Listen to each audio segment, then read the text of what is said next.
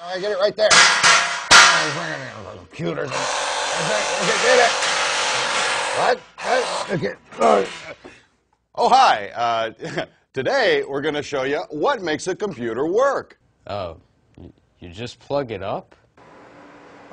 What makes a computer work? Well, it's quite complicated, actually. You see, zero insertion force sockets on the central processing unit allow for median distribution of electrons to the GUI and the BIOS.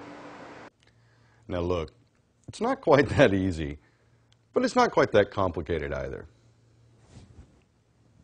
Everything that we have in the technology world is actually based off of something that we knew before, like the human brain, no? What we learned in elementary school about all of our five senses.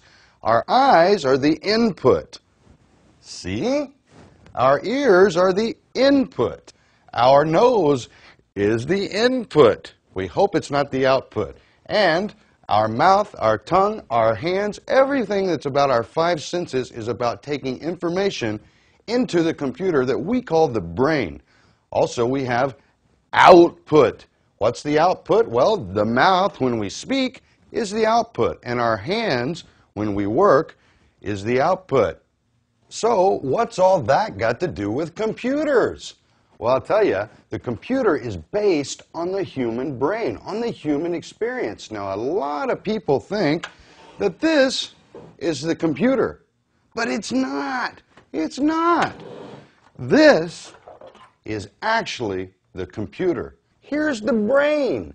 This is called the processor, or the CPU, the Central Processing Unit. Just like the brains in our heads, this brain inside the computer on the motherboard actually relies upon input from the outside, and then it gives us, the users, output. We must tell the computer what it's sensing, what it's hearing, what it's seeing.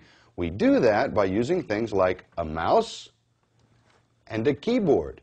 These are input devices that allow us to input information into the computer. Now, once the keyboard and the mouse and any other kind of input devices have put information into the computer, the information has to come to the memory. Then the memory sends all the information that we might need to the brain of the computer, which solves all the problems with lots of calculations. Now, once the computer has taken the input information and calculated it with the brain, then it must output the information to the user. To do that, a card on the motherboard takes the information from the computer processor and sends it out to the user.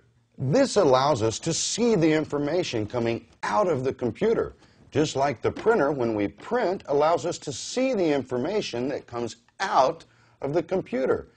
Input, output, very important. The last thing that we really want to do is create some memories. Without memories, our experience of input and output has no meaning. That's where our friend the hard drive comes in. The hard drive is just like the memories in your head. Remember when? This little thing right here is what stores all of the memories of the computer. All of the files, all the letters, all the things you've ever done on your computer get stored right here.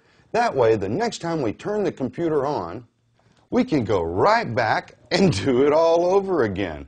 Well, my friends, that takes us right back to the old human brain. Now you kind of understand a little bit about how computers work, but remember, just like going to school, don't forget to read the manual. Hey, the brain needs something to do.